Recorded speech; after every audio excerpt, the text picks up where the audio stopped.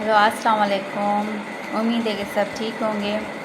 Properties of water के साथ आज दूसरा लेक्चर है। पहले हम हाइड्रोजन बॉन्डिंग तक हम पढ़ के आए। आज हम पढ़ेंगे कोहेशन एंड एडिशन। उससे पहले आप जो भी देख रहे हैं मेरे चैनल को मुझे सपोर्ट करें, लाइक करें, शेयर करें और सब्सक्राइब करें। ठीक है, तो कोहेशन और एडिशन थ्री नंबर प्रॉपर्टी है ऑफ वाटर की, तो आज हम ये पढ़ेंगे। ठीक है। Cohesion is the attraction among the water molecule which enable the water molecule to stick together. Cohesion एक ऐसा फोर्स है जो हाइड्रोजन बॉन्डिंग की वजह से पैदा होता है। ठीक है, लेकिन कोहेशन है क्या? कोहेशन एक अट्रैक्शन है among water molecule. Water molecule बना होता है, फिर वाटर टू वाटर मॉलिक्यूल में जो अट्रैक्शन होती है ना, जो वाटर मॉलिक्यूल को क्या करती है, स्टिक टुगेदर करती है, उसको हम कोहेशन फोर्स कहते हैं। Water flow freely due to cohesion. Water आराम से जो फ्लो करता है, इजीली जो फ्लो करता है, वो कोहेशन फोर्स की वजह से फ्लो करता है। ठीक है। Water molecule also have attraction to polar surfaces. Water molecule में ये भी अट्रैक्शन होती है जो उसमें पोलर सरफेसेस होते हैं, लाइक दिस। ये नेगेटिव एंड है, ये पॉजिटिव एंड है। ये क्या है? ये एक पॉजिटिव पोल है, ये एक नेगेटिव पोल है।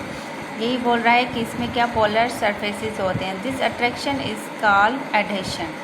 ये इसी अट्रैक्शन की वजह से हम इसको एडिशन भी कहते हैं। Both cohesion and adhesion are due to hydrogen bond. मैंने पहले ही बताया कि हाइड्रोजन बॉन्डिंग की वजह से ये दोनों फोर्सेस क्रिएट होते हैं, इसलिए हम हाइड्रोजन बॉन्ड की वजह से वाटर मॉलिक्यूल में एडिशन और कोहेशन फोर्सेस होते हैं। These properties of water enable to circulate in living bodies and act as a transport medium. यही प्रॉपर्टी है एडिशन और कोहेशन की वजह से वाटर मॉलिक्यूल में ये सलाहियत आ जाती है कि वो लिविंग बॉडीज़ में क्या होता है, सर्कुलेट होता है और एक्ट करता है एज ए ट्रांसपोर्ट मीडियम। ठीक है। एडिशन क्या होता है? एडिशन एक तो देखो ना, कोहेशन में आ गया कि water molecule stick together. Adhesion में मतलब दूसरे मॉलिक्यूल्स के साथ स्टिक होता है, जैसे जाइलम आपने पढ़ा होगा प्लांट में, जो ट्रांसपोर्ट कराता है वाटर को। रूट से वाटर जब ट्रांसपोर्ट होता है ना, अपवर्ड मूवमेंट होती है। यहाँ से देखें, ये क्या है? ये जाइलम है। ठीक है, ये जाइलम है, ट्रांसपोर्ट ऑफ वाटर करता है। ये है जाइलम की वाल। ठीक है, ये जाइलम की वाल है। ये देखो, ये स्ट्रक्चर ऑफ वाटर बनी हुई है। ठीक है, ये स्ट्रक्चर ऑफ वाटर बनी हुई है जिसमें negative positive pole, negative pole, और उसके साथ ही देखो ये डॉटेड लाइन है। ये देखो वाल है, वाल में कहीं पॉजिटिव चार्ज है, कहीं नेगेटिव चार्ज है। तो ये क्या कर रही है? अट्रैक्शन कर रही है, मतलब वाटर मॉलिक्यूल को विद द वाल हेल्प करा रही है अपवर्ड मूवमेंट, क्योंकि वाटर ज़रूरत होती है फोटोसिंथेसिस के लिए for the preparation of food, glucose. ठीक है।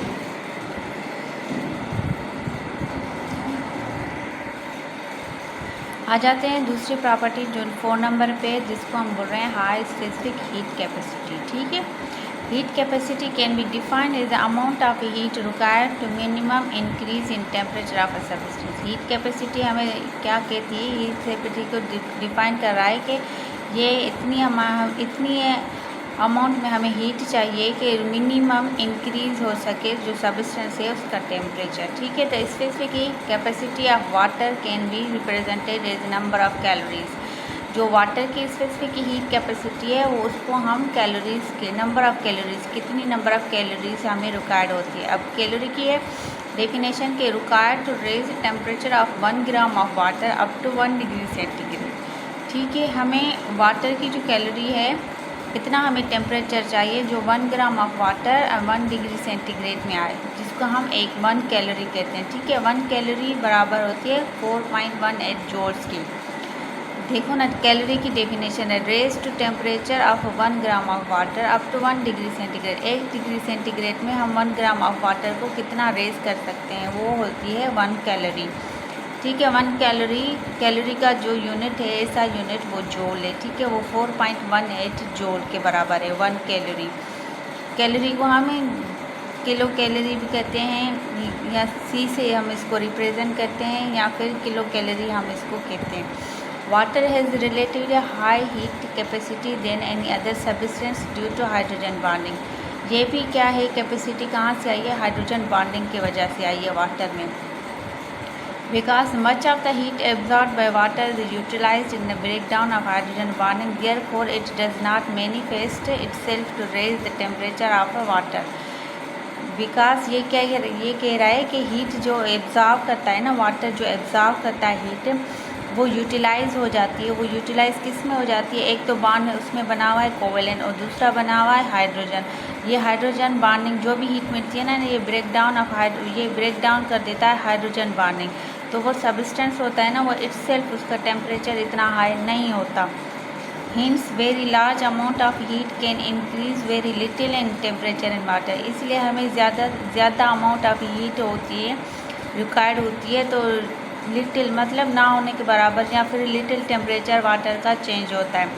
यही प्रॉपर्टी है वाटर की, जो लिविंग ऑर्गेनिज्म है डिज़र्ट एरिया में वाटर मिनिमम लॉस होता है उनका, क्योंकि वो तो एक प्रोटेक्ट भी करते हैं और वाटर की ये कैपेसिटी भी है, इसके देखिए हीट कैपेसिटी जो मिनिमम लॉस कराती है वाटर को फ्रॉम बॉडी में। Due to its high heat capacity work as a temperature stabiliser. इसको इसलिए हम वर्क टेम्परेचर स्टेबलाइज़र कहते हैं क्योंकि ये सेव कराने में मदद करती है। इसमें हाइड्रोजन बॉन्डिंग की वजह से हम वाटर नहीं टूटता, हाइड्रोजन बॉन्डिंग ब्रेकडाउन होती है, तो फिर मिनिमम लॉस होता है किसका, वाटर या सब्सटेंस इटसेल्फ का। या फिर हम इसको रेगुलेटर फॉर ऑर्गेनिज्म भी कह सकते हैं in hot environment and hints protect the living material against sudden thermal changes. अगर सडन थर्मल चेंजेस आ जाती हैं, मतलब मानो कि ठंड आ गई या तो फिर ज़्यादा टेम्परेचर बढ़ गया, तो स्वीटिंग होती है। लेकिन स्वीटिंग का भी एग्जांपल है वो हाई हीट ऑफ वेपराइजेशन में, वो मैं आपको बताती हूँ। लेकिन ये कैपेसिटी इसकी वजह ज़्यादा इसलिए है कि आप सस्टेन कर सकें।